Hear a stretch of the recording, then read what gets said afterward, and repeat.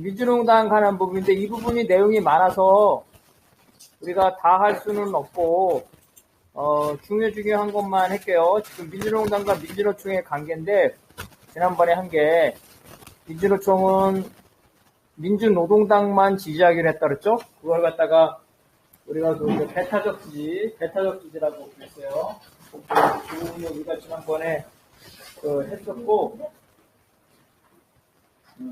했었고 오늘 이어서 그거를 하겠습니다.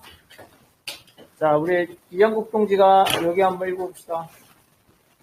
2012년 총선 직후 통합진보당이 비례대표 국회의원 후보 선출 부정선거 시비로 인해 경쟁에 휘말리고 그로 인해 중앙위원회 총력 사태가 발생하여 노동자와 국민으로부터 지탄을 받자 민주노총은 통합진보당에 대한 배타적 지지를 공식적으로 철회하였다. 기억하는 사람도 있죠. 기억 못하는 사람이 있어가지고 비례대표 경선을 했어요. 비례대표 내부 경선, 그죠? 비례대표 후보를 내부에서 뽑은 거예요. 순위를 정하는 경선 선거. 근데 여기서 부정선거가 있었다는 거야. 그런 논란이 있어요. 부정선거 논란. 서로 상대방이 부정선거를 했다. 그래서 주로 이제 국민참여당과 민주노동당이죠. 민주노동당 계열, 이 두 계열이 서로 부정선거가 있었다고 서로 논쟁하면서 싸움이 붙어가지고 중앙위원회에서 폭력 사태가 벌어졌어요. 그래서 여론이 안 좋아져가지고 민주노총이 통합진보당에 대한 배타적 지지를 철회를 했다는 거예요. 그래서 이제 배타적 지지가 사라지고 지금까지도 배타적 지지가 없죠. 그러니까 하나의 정당만 지지하는 게 배타적 지지인데 지금 민주노총 지지정당 현재 4개죠. 4개. 그래서 배타적 지지가 사라졌다 이런 거예요. 자, 이 부분에 한번 우리 함경남 동지 읽어봅시다. 민주노총의 현상파는 민주노총의 민주노동당이나 통합진보당에 대한 배타적 지지가 없어지면 많은 조합원들이 자신들을 지지할 것이라고 기대한다. 하지만 통합진보당에 대한 배타적 지지가 없어진 후 민주노총 조합원들의 정치적 성향을 분석하면 통합진보당에 대한 지지가 여전히 상대적으로 높을 뿐 다른 좌파 정당의 지지율은 크게 증가하지 않았다. 상당한 부동층이 형성되고 그 일부가 거대 야당에 대한 지지자로 전환되었다. 통합진보당 지지에서 이탈한 간부들과 조합원들은 계급정당 건설보다는 민주당이나 박원순 서울시장과 같은 유력한 정치인 쪽으로 이동하였다. 심지어 민주노총 전직 지도부 일부는 대통령 선거에서 노동계를 대표하는 인사의 자격으로 거대 야당의 후보를 공개로 적으로 지지하였다. 그래서 민주노총의 현장파는 민주노동당에 참여하지 않은 부분이에요. 과거 그 변혁계열이 대표적이죠. 노임이나 이런 쪽이. 그쪽에서 뭐라 그러냐면 민주노총이 민주노동당만 지지를 하는 게 불공정하다 이렇게 말한 거예요. 그래서 그 비판을 많이 했는데 그래서 그들은 민주노동당에 대한 배타적 지지를 없애고 조합원들이 자유롭게 선택을 하면 조합원들이 민주노동당도 지지하고 그다음에 현장파 과거 변혁당이었죠. 변혁당도 지지하고 이렇게 할 거라고 주장을 했다는 거예요. 그러니까 다양한 진보 정당들을 지지할 거라고 생각했다는 거예요. 근데 실제로 배타적 지지가 없어지는 그 결과는 뭐냐면 다양한 진보 정당을 지지하는 게 아니라 누굴 지지해요? 민주당을 지지하는 거예요. 왜냐하면 조합원 입장에서는 하나로 뭉쳐도 당선될까 말까 한데 쪼개졌기 때문에 당선 가능성이 없기 때문에 굳이 진보 정당을 지지할 필요성을 못 느끼더라고요. 특히 과거 구변혁당이라는 정당들은 거의 당선 가능성이 제로죠. 그래서 일반 조합원들이 무슨 혁명가도 아니고 당선 가능성이 없는 정당에는 지지하지 않는. 그래서 배타적 지지가 없어짐으로써 오히려 다수의 민주노총 조합원들이 민주당으로 가게 됐다는 거예요. 그리고 심지어 간부들도 그죠? 문성현 이런 사람이 대표적이죠. 간부들도 민주당 지지를 하게 됐다는 거예요. 배타적 지지가 없어지면서. 이게 중요한 거예요. 그래서 배타적 지지가 있으면 민주노동당한테 유리하고 그 변혁당이나 이렇게 민주노동당 이후에게 불리한 건 사실이지만 그걸 없앤다고 그래가지고 조합원들이 다양한 진보정당을 선택하지 않는다는 거예요. 당선 가능한 민주당을 선택하는. 지금 진보정당이 4개나 남아있죠? 4개가 있어서 조합원들이 4개 중에 하나 선택해요? 아니죠? 네.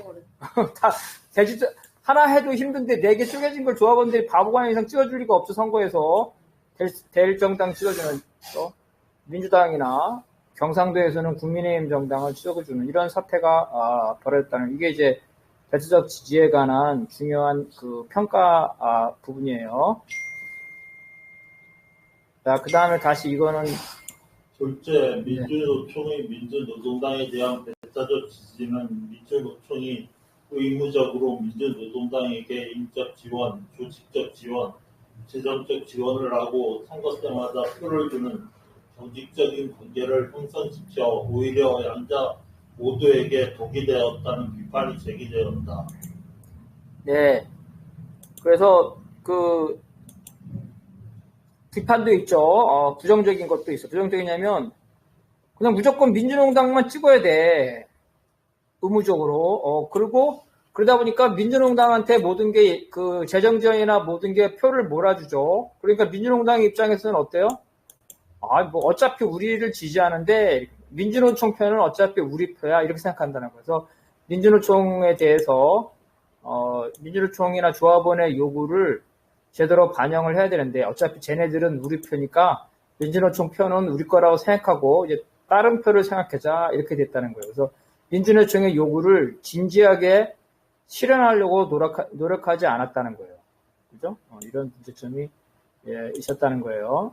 자, 그 다음 요거 평균한 표현이고.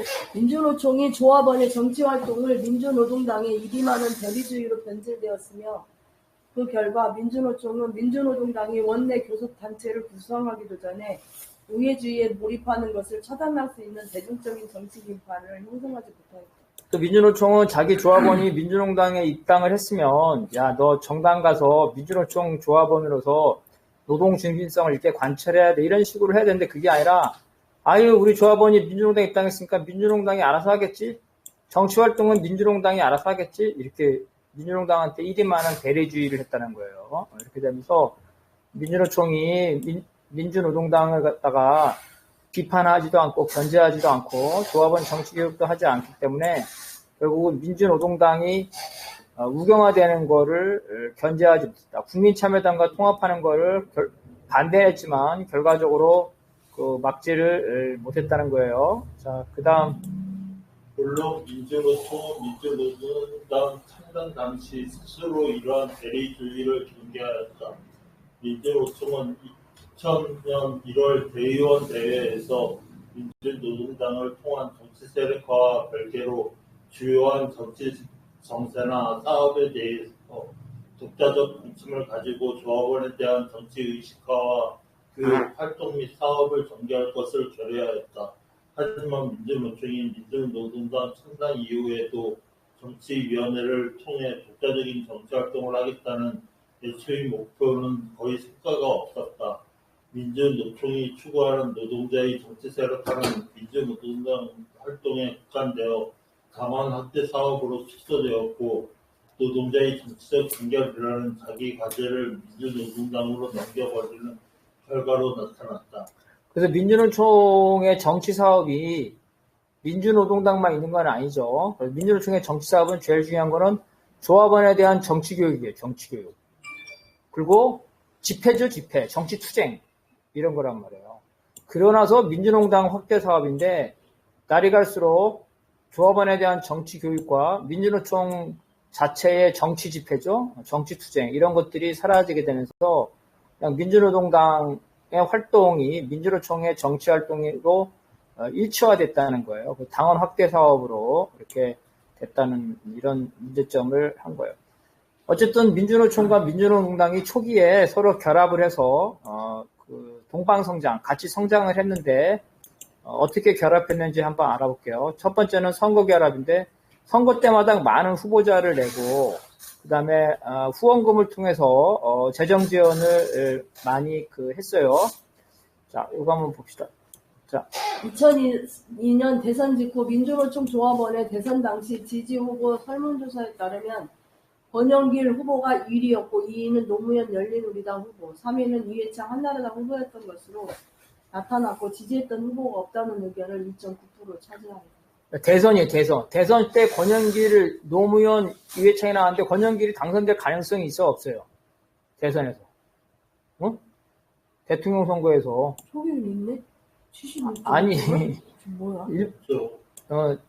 일반적으로 생각할 때 권영길이 당선될 가능성이 있어요, 없어요? 없죠. 그런데 조합원의 76%가 권영길을 찍었다는 거예요. 그러니까 이게 민주노총당에 대한 배타적 지지가 영향력이 미치고 있었다는 거야. 그러니까 조합원들이, 그래, 권영길은 민주노총 위원장이고 우리 후보니까 당선 가능성이 없다는 거 다 알겠죠. 그래도 권영길을 찍어주자 해가지고 76%가 찍었다는 거야. 배타적 지지가 나름대로 이 작동을 했다는 거예요. 자, 그 다음 또 읽어봅시다. 2004년 총선에서는 조합원 70% 이상이 민주노동당을 지지한 것으로 나타났고 90% 이상이 투표에 참여하였다. 투표율이 보통 많아야 60, 70%죠. 근데 90%가 투표에 참여했고 비례대표겠죠. 비례대표 70%가 민주노동당을 지지했다는 거예요. 역시 배타적 지지가 성과가 있었다는 거죠. 그러니까 이게 민주노동당에 대한 몰표이기 때문에 다른 정당 입장에서는 불리하다고 생각할지 모르겠지만 전체 정치 세력화에 의하면은 배타적 지지가 있었을 때가 배타적 지지가 없을 때보다는 훨씬 더 조합원들이 정치 활동에 밀접하게 관여했다는 거예요. 그 얘기를 하고 있는 거예요. 자, 그 다음 2006년 지방선거에서 민주노동당 후보 801명이 출마하여 81명이 당선되었는데 민주노총은 204명을 출마시켜 100명 이상 당선을 목표로 하였으나 34명을 당선시켰다. 민주노동당 출마자 중 노동조합 출신은 42.8%였으며 선거 비용을 민주노총 조합원들은 세액공제로 조달한 경우는 36.5%였다. 민주노총이 그래서 이렇게 수가도 내고 돈도 많이 내고 당연하죠. 왜 그러냐? 민주노총의 간부들 있잖아. 간부만 해도 민주노총 아마 상근자만 해도 전국적으로 얼마나 될까? 천 단위는 훨씬 넘지 않겠어요? 2, 3천 되지 않을까? 그렇게 그 정도 될 거예요. 왜냐면 다 있으니까 민주노총 지역본부도 있고 산별도 있고 또 다 지역도 다 있으니까. 그러니까 그런 사람들은 어때요? 출마하기 쉽죠. 그리고 출마하고 나서 다시 직장에 돌아가는 것도 쉽고 전업 노조 활동가니까. 그리고 돈도 조합원들이 몰아서 내잖아요. 그죠? 이렇게 있잖아요. 그래서 민주노총이 돈도 되고 사람도 되고 이렇게 들고 민주노총 출마자가 아닌 사람들은 선거하면 어떻게 돼? 빚더미 올라가, 빚더미에. 조사를 해봤어요. 왜냐면 자기가 개인 돈을 많이 쓴단 말이야. 민주노총 출신이 아닌 사람들은. 근데 민주노총 출신인 사람들은 조합에서 돈을 대죠. 조합원들이 돈을 모아서 세액공제로. 그러니까 빚더미 안 올라가. 다음에 선거할 때 또 나오겠어요? 안 나오겠어요? 나와. 또 나와. 그래서 부담이 없는 거야. 이렇게 해서 나중에 매번 선거에 나와. 그래서 일반인들은 선거에 한 번 나오면 빚져가지고 그 다음에 못 나와요. 어쨌든 그래서 민주노총이 민주노당에 사람도 되고 돈도 되는 그런 역할을 했다는 거예요. 자, 그 다음.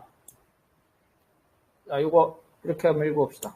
민주노동당과 민주노총이 논의하여 마련한 활동 지침 및 주요 내용은 선거법, 교육, 후원금 내기, 연구자 파악 및 연락하기, 선거 관련 행사 참가하기, 배우자와 대화하기 또는 편지 쓰기, 출퇴근 선전하기, 사이버 선전하기, 투개표 참관인 참여하기 등이 있었으나 민주노총 조합원들은 주로 가족, 친지, 동료 등 연구자를 찾아 민주노동당 지지를 호소하였다.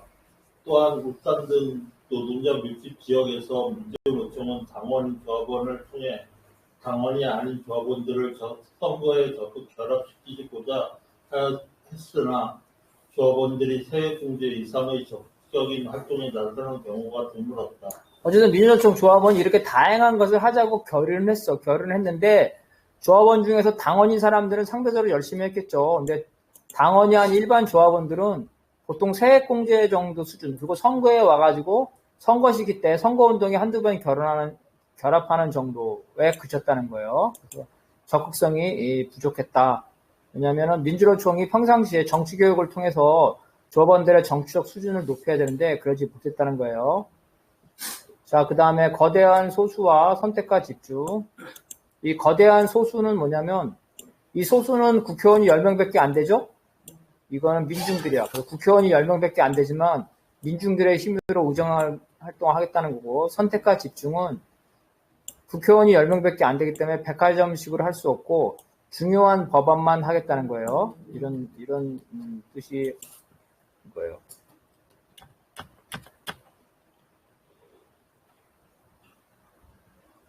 자, 요거 민주노동당은 창당 당시부터 국회 원내 활동과 국회 원외 활동의 결합을 추구하였는데, 이에 따르면 원내 소수 정당인 민주노동당은 원내 활동뿐만 아니라 민주노총과 같은 부문조직뿐 아니라 민중연대와 같은 민중 투쟁조직과 함께 국회 밖 투쟁에 참여하여 그 대중투쟁이 성공하든 실패하든 대중들의 정치적 각성을 부양시켜 그 역동성이 선거에 반영되도록 해야 한다는 것이다. 이러한 노선은 평등계열에서는 사회운동 정당 노선으로 인식되었으며, 자주계열에서는 대중적 진보정당이 우측의 대중적인 부문조직을, 좌측에는 상설연대체의 민중투쟁전선을 두고 이들과 함께 현장투쟁과 선거투쟁을 전개한다는 내용으로 인식되었다. 10명밖에 안 되는 국회의원으로 원내활동 해봤자 큰 성과가 없겠죠, 그죠? 그러면은 쉽게 말해 바깥에서 데모도 같이 해야 된다는 얘기야. 국회 바깥에서 데모도 하고 한 10만 명씩 데모해서 비정규직 법안 개정하라 하면서 10명의 국회의원이 이 개정안을 낸다. 그래서 개정안을 안 내면 그러는 거지. 한나라당이나 민주당한테. 이거 저 10만 명, 저 노동자들이 요구다. 이거 요구 안 들어주면 저 노동자들이 어떻게 할지 나도 장담 못해. 뭐 이런 식으로 이렇게 해서 민중의 힘을 바탕으로 의정활동을 한다는 거야. 그래서 민중의 힘은 민중은 조직돼야 되죠. 가만 놔둬가지고 민중이 뭐 길거리에서 데모하는 건 아니니까. 그래서 민중을 조직하는 건 바로 민중연대, 진보연대와 같은 민중투쟁 조직이라는 거야. 전선체라고 표현하기도 해요. 이걸 있어야 된다는 거죠. 그래서 입법에 성공해도 좋아. 입법에 성공하면은 법이 개정되니까 좋죠? 입법에 실패해도 좋아. 왜 입법에 실패해도 열심히 투쟁만 하면 어떠냐면 조합원들 어떤 생각하냐면, 야, 이건 저 국회가 부르주아 국회구나. 저 국회의원들한테 의지하면 안 되고 우리가 힘으로 투쟁으로서 이걸 극복해야 돼. 이렇게 정치적 각성을 한다는 거예요. 그래서 이게 의회주의에 몰입되지 않는 거지. 그래서 이걸 평등계열에서는 사회운동 정당인데 의회주의에 몰입되지 않고 사회운동으로 하겠다 이런 말이에요. 사회운동 정당. 지금 사회진보연대도 이런 입장이 강해요. 사회운동 정당인데 운동의 일환을 하겠다는 거고, 자주계열에서는 이건 스탈린주의도 마찬가지인데 정당이 있고, 그죠? 그 다음에 그 밑에 투쟁체, 상설연대체가 있고, 맨 나중에 농민과 노동자, 노농빈학이라 그러죠? 노농빈학청 이렇게도 해요. 이게 있다는 거야. 그래서 이게 일반적인 거죠. 그래서 당, 전선체, 부문조직. 그래서 노농빈학은 뭐야? 민주노총이죠. 농민은 전농도 있었죠. 비는 전민련, 그죠? 학은 뭐 전대협도 있었지만 이때 한총련이 있었죠. 그 다음에 청은 지금 잊어버렸을 거. 한청 뭐 여러분 생각나요? 한청? 한국청년단체연합회. 이렇게 다 정해져. 뿐만 아니라 교수도 있었죠. 지식인들, 그죠? 학자들. 그래서 민교협도 있었고, 그죠? 교수노조도 있었고, 이렇게 다 조직화됐다는 거야, 부문 조직이. 그래서 이러한 걸로 하는 게 바로 거대한 소수정당이라는 거지. 자, 이것도 읽어봅시다. 거대한 소수 전략의 핵심은 노동자, 농민, 국민 등 거대한 민중의 힘으로 소수인 10명 의원단의 열세를 극복하여 민중들의 요구를 전 국민들 사이에서 쟁점화시키거나 법제도로 성사시키는 것이다. 뭐 비정규직 법안을 제출했는데 의원이 10명만 제출하고 뭐 데모하는 거 하나도 없으면 국회에서, 야, 니네 뭐 10명이, 뭐 10명밖에 안 되는데, 무슨 원내 교섭도 안 되는데, 뭐 이렇게 큰 소리를 쳐? 조용히 있어, 이렇게 하겠죠. 이게 근데 국회 앞에서 광화문에서 막 난리 구슬치면 어때? 무시할 수 못하겠죠, 10명을. 그래서 그런 뜻이에요. 자, 그 다음 요거 읽어봅시다. 이에 따르면 민주노동당은 의정활동만을 통해 집권할 수 없으므로 대중투쟁과 결합된 의정활동을 토대로 당 지지율을 높여 합법 공간에서 더 많이 진출하고 확대된 합법 공간을 이용하여 사회 변혁 전략의 일환으로 강력한 제도개혁 운동을 전개하는 등 대중투쟁, 의정활동 효과, 정당 지지율 상승의 선순환 전략을 수행해야 한다. 이 거대한 소리예요. 그래서 대중투쟁과 의정활동을 엮어가지고 그 중에 성과를 내면은, 그죠? 그러면 조합원들이 좀 정치적으로 고양되겠죠? 그러면 좀 더 많은 정당 지지율을 얻는 이런 방식으로 의회주의에 몰입되지 않고 대중투쟁과 의회활동을 결합한다는 이런 거라는 거예요.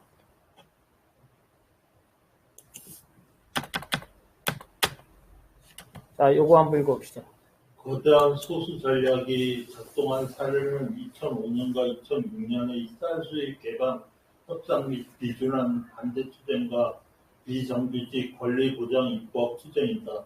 이때 민주노동당은 원내 쟁점 형성, 사회적 이슈와 민주노총과 전농의 대중투쟁 촉발, 원내 압박이라는 전술을 택하였다. 이게 2006년, 2005년인데 여러분이 생각날지 모르지만 국회에서 맨날 국회 안에서는 민주노동당 의원들이 농성했어요. 그리고 국회 밖에서는 국회 밖에, 국회 여의도에서 10만 명 이상이 막 데모해가지고 쌀 수입 개방. 농민들 한 5명인가 돌아가셨어요, 이때. 그 비정규직 투쟁도 엄청나게 많이 했고, 이런 식으로 해서, 집회 중심은 민주노총과 전농했어요. 그래서 안에서는 이제 의정활동을 하고, 권영길 대표도, 아니, 다른 의원들도 단식도 하고 막 했었어요. 그래서 자, 요거. 거대한 소수 전략의 성공 여부는 반드시 국회에서의 입법투쟁이 실현되는 것만을 의미하는 것이 아니라 의정활동과 대중투쟁의 결합, 입법의 성패와 상관없이 대중들이 정치적으로 각성되고 조직되어 이것이 투표로 나타나는 것까지 포함합니다. 그래서 이제 10명의 법률안을 제출해가지고 민주당이나 국민의힘을 설득해가지고 법률안이 통과되면 좋죠. 개선되면 어쨌든. 근데 설사 국민의힘이나 민주당이 거부해서 통과가 안 되더라도, 야, 우리가 아스팔트에서 열심히 쌓았는데 결국은 우리 국회의원이 10명밖에 안 돼가지고 힘이 없어서 안 되는구나. 다음에는 우리 국회의원들이 더 많이 확대도록 선거 운동도 열심히 해야 되겠다. 그래서 소수정당의 한계를 벗어나야겠다. 이런 식으로 각성이 된다는 거예요. 이것이 투표로 조직된다는 거죠. 그래서 아스팔트 투쟁과 선거 투쟁이 분리되는 것이 아니라 결합된다 이런 뜻이에요. 자, 그 다음. 민주노동당 내에서 거대한 소수 전략이 입법 과정을 통해 작동되도록 하는 입법 전술로서 선택과 집중이 논의되었다. 민주노동당은 2004년 원내 분실 이후 10명의 의원들밖에 없었으므로 원내에서 거대한 소수 전략을 실현하려면 백화점식 활동이나 개인기 활동이 아니라 조직적인 선택과 집중의 의정활동 방침을 수립하고 실행해야만 하였다. 이러한 선택과 집중은 민주노동당을 독자적으로 지지하면서 자신들의 입법 과제를 수립하고 민주노동당에게 이를 요구하며 입법을 위해 서로 분조하는 민주노총이나 다른 부분 조직들에게도 해당되는 전술이었다. 민주노동당에 온갖 세력이 다 있었어요. 아까 말한 대로 일단 부문과 과제라 할 때 부문은 계급 계층을 말하는 거예요. 노, 농, 빈 이게 민중이죠. 이걸 민중이라고 그래요. 그 다음에 노, 농, 빈, 학 그죠? 그 다음에 청, 그 다음에 지식인 이렇게 있잖아요. 지식인 있었고 이게 부문이고 과제는 봐봐. 과제는 이제 주제죠. 투쟁주제죠. 뭐 노동운동 할 필요 없고 여성 그죠? 환경 장애 여러 개 많겠죠, 그죠? 여성 환경 장애 이런 것들이 각각 전부 다 자기 입장을 요구하고 법을 해달라고 그랬죠, 그죠? 근데 10명밖에 안 한다니까 그걸 다, 무조건 다 해줄 수가 없잖아요. 그래서, 일단은 노농빈을 중심으로 하고, 그렇다고 해서 여성 환경 장애도 안 할 수는 없게 하긴 하는데, 여성에도 과제가 무척 많고, 환경에도 무슨 장애도 많죠. 그럼 그 많은 걸 다 할 수가 없잖아. 그러면 노농빈의 기층 민중은 뭐 한 2개씩, 3개씩 한다면, 이런 과제는 여성이나 환경 장애는 한두 개씩 한다든지 이런 식으로 집중적으로 해야 된다는 얘기예요. 의원이 별로 없기 때문에.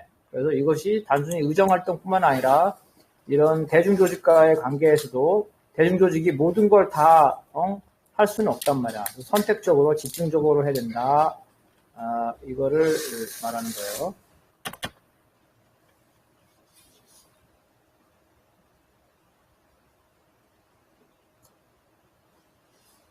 자, 그 다음.